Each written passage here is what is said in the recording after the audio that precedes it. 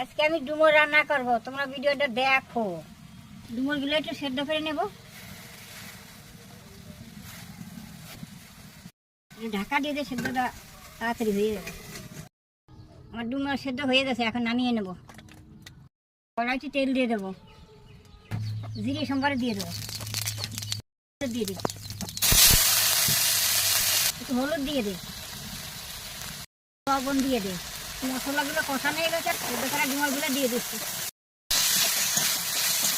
ডুমুরগুলো কষানো হয়ে গেছে, একটা জল দিয়ে দেবো, ঢাকা দিয়ে দিই। ঢাকাটা খুলে দিই, হয়ে গেছে, নামিয়ে নেব।